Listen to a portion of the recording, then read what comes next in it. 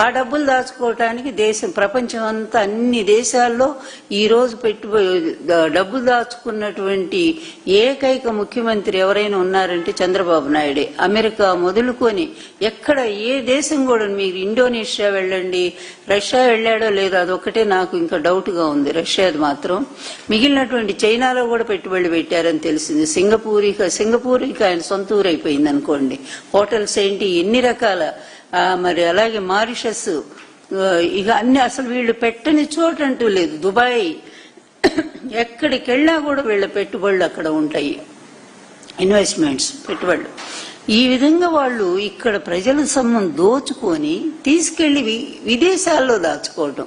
పోనీ మీరు దోచుకున్న సొమ్ముతో ఇక్కడ ఏదైనా ఒక అభివృద్ధి చేయొచ్చుగా, ఓ ఫ్యాక్టరీ కట్టొచ్చు, ఓ కంపెనీ పెట్టొచ్చు, దాంట్లో 1000 మందికి ఉద్యోగాలు ఇవ్వచ్చు. అట్లా చేయరు, ఎందుకంటే అదంతా బ్లాక్ మనీ కనుక దాన్ని బయట పెట్టరు, దాన్ని తీసుకెళ్లి అక్కడ చేస్తారు. ఇట్లా ఇంత దరిద్రంగా అవినీతి పరులు, అవినీతిలో ఈరోజు ఆంధ్రప్రదేశ్ నంబర్ 1 గా ఉంది. కేంద్రానికి కూడా వాళ్ళ నిఘా సంస్థలు పూర్తిగా చెప్పిన ఇన్ఫర్మేషన్ అంతా ఇచ్చారు.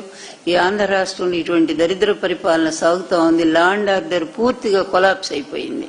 ఇప్పుడు తోపుదుర్తి ప్రకాష్ రెడ్డి గారిని చూస్తున్నాము. మొన్న ఆయన చంపించడానికి ఆయన కారుని టిప్పర్తో కొట్టించారు అక్కడ తెలుగుదేశం వాళ్ళు, స్థానికులు.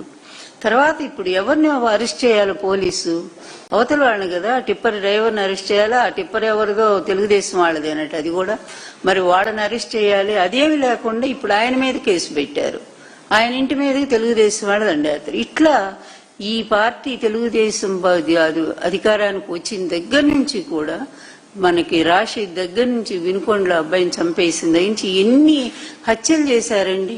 ఇప్పటికి కూడా వాళ్ళు గమ్మి చేస్తూనే ఉన్నారు, ఇళ్ల మీదకి వెళ్ళిపోతున్నారు, అలాగే కబ్జా చేస్తా ఉన్నారు. తిరుపతిలో స్థలం పాపం వృద్ధ దంపతులు కష్టపడి వాళ్ళ కష్టార్జితంతో పొలం కొనుక్కుంటే దాన్ని వాడు బాబ్జీ ఎవరు ఎమ్మెల్యే కబ్జా పెడతాడు. కబ్జా పెట్టి ఎక్కడ న్యాయం అంటే న్యాయం లేదు, అన్యాయం లేదు. పోలీసులు వీళ్ళ మీద కేసులు పెడతారు. అదేవిధంగా ఆఖరి శ్మశానం కూడా కబ్జాట. ఆ శవాన్ని పాపం శ్మశానానికి తీసుకెళ్తుంటే ఆపేసి తెలుగుదేశం వాళ్ళు, మీరు శ్మశానానికి వెళ్ళడానికి వెళ్ళేది, ఇది మా స్థలం. ఇంత దరిద్రంగా తయారైపోయిన నీ పరిపాలన చూసి నువ్వు ఏడుస్తున్నావో నవ్వుతున్నావో నాకు అర్థమైతే కావట్లేదు, కానీ జనమంతా మాత్రం తెగేడుస్తూ ఉన్నారు. ఈ దుష్ట పరిపాలన ఎప్పుడు పోతుందిరా దేవుడా, ఈ పీడ ఎప్పుడు తొలిగిపోతుంది, ఇక జీవితంలో మళ్ళా ఒక్క ఓటు కూడా వీళ్ళకి మేము వెయ్యమని చెప్పి ప్రజలు అసలు ప్రమాణాలు చేసుకుంటా ఉన్నారు, దేవుడి దగ్గర ప్రమాణాలు చేస్తా ఉన్నారు. ఈ దరిద్రులు మళ్ళా ఎప్పటికీ కూడా అధికారంలో రాకుండా మేము అడ్డుకుంటామనేటువంటి తీవ్ర స్థాయిలో ఈ రోజు ప్రజా విప్లవం చాలా మౌనంగా అది రేగుతా ఉంది. అందువల్ల ఈ పరిపాలన చూస్తా ఉంటే నాకు ఒకటే పాపయ్య శాస్త్రి గారి పద్యం గుర్తుకొస్తా ఉంది, జంజాల పాపయ్య శాస్త్రి గారిది. కర్కశ కరాళ కారు మేఘాల నీడలెగురుతున్నవి ప్రజల నెమ్మొగములందు. ఎంత చక్కటి పద్యం చూడు. ఈ పరిపాలనకి బాగా పోలికగా ఉండేటువంటిది ఇది. కర్కశ కరాళ కారు మేఘాల నీడలెగురుతున్నవి ప్రజల నెమ్మొగములందు, క్రౌర్య కౌటిల్య గాఢాంధకార పటలి క్రమ్ముకున్నది దిగ్దిగంతమ్ములెల్ల. ఈ నిస్తబ్దతకు అంతరార్థమేదియో, ఏ నిరర్ధక నిర్భాగ్య నీరసగళం వెలుగెత్తి వాపోవునో, ఏ నీరంధ్ర నిశీధి గర్భకుహరం మే పౌనఃపుణ్యము దాల్చునో, వెలయో ప్రభాత శోభావళలు అని ఆయన ఆ రోజుల్లోనే బాధపడుతూ ఈ దేశమంతా కూడా చాలా ఒక నిశీధి చీకటి కమ్ముకొనుంది. ఈ చీకటి నుంచి రక్షించేది ఎవరు? ఎట్లా ఉందంటే కర్కశ కరాళ కారు మేఘాలు అంటే కఠినమైనటువంటి ఈ పోలీస్ వ్యవస్థ దారుణంగా యువకుల్ని తీసుకెళ్లి అరెస్ట్ చేయటమే కాకుండా లాకప్ డెత్తులు చేస్తా ఉంది. ఆ తల్లి రోడ్డు మీదకి వచ్చి ఏడుస్తా ఉంది, నా కొడుకు బూడిదైనా ఇవ్వండి, కనీసం ఆ బూడిద తీసుకెళ్లి మేము కర్మక్రియలు చేసుకుంటామని చెప్పి ఆమె కన్నీటికి అంతం లేదే. ఆమె కన్నీరు బొట్టు ఒక్కటి చాలు మీ వ్యవస్థ నాశనం చేయటానికి. నిజంగా ఇప్పటికే రావాల్సినంత చెడ్డ పేరు, వెధవ పేరు మూట కట్టుకున్నారు మీరు, కానీ ఇంకా పనికిమాలినటువంటి స్థితిలోకి ఇంకా దిగజారిపోతున్నారు. ఇదేంటనేది మీకు అర్థమే కావట్లేదు. అసలు ఎలా తిట్టుకుంటున్నారు బయట జనాలు అనేది ఒక క్షణం కూడా ఆలోచించరా? ఎందుకంటే ఆలోచించరు. మీ దరిద్రపు మీడియా ఒకటి ఉంది కదా అక్కడ ఏడ్చి, ఈ డబ్బులకు అమ్ముడుపోయిన ఎదవ మీడియా ఒకటి ఉంది కదా అక్కడ, ఆ పచ్చ మీడియా, అది ఎప్పుడు కూడా మిమ్మల్ని అక్కడే కూర్చోబెడుతుంటది, ఇంద్రుడు చంద్రుడు. ఫర్ ఎగ్జాంపుల్ మొన్న అసలు కడప స్టీల్ ఫ్యాక్టరీ ఎవరి కృషి? ఇప్పుడు కాదు, ఎప్పటి నుంచి జగన్ గారు స్వయంగా అక్కడ పొలాలన్నీ కొని వాటన్నిటికి కూడా రైతులకు భారీగా ఉన్న రేటు కంటే ఎక్కువ చెల్లించి అంత అద్భుతంగా చేశారు. అక్కడ ఆ కడప స్టీల్ ఫ్యాక్టరీ ఆయన కృషితోనే కదా జిందాల్ లాస్ట్ మా గవర్నమెంట్ లో అప్పచెప్పింది. అట్లాంటిది మొన్నెళ్ళి ఈయన శంకుస్థాపన చేస్తాడు, 3వసారి శంకుస్థాపన. ఆ టైంలో కిరణ్ కుమారికి చెప్పి ఆయన చేత ఆపు చేయించాడు, రానీయకుండా అడ్డం పడ్డాడు. ఎంత కుళ్ళుమూతనం అంటే ఈ రాష్ట్రం బాగుపడటం, ప్రజలు బాగుపడటం అతనికి ఎప్పుడూ ఇష్టం లేదు. ఎంతసేపు తన దరిద్రపు రాజకీయాలు, ఎంతసేపు ఈ కక్షపూరిత ధోరణి, ఈర్ష్య, ద్వేషం, ఒక పాలకుడైన వాడికి ఏవి ఉండకూడదు అంత దరిద్రపు లక్షణాలన్నీ ఆయన ఒంటి రోగంలాగానే ఆయన మనసు నిండా పెట్టున్నాయి.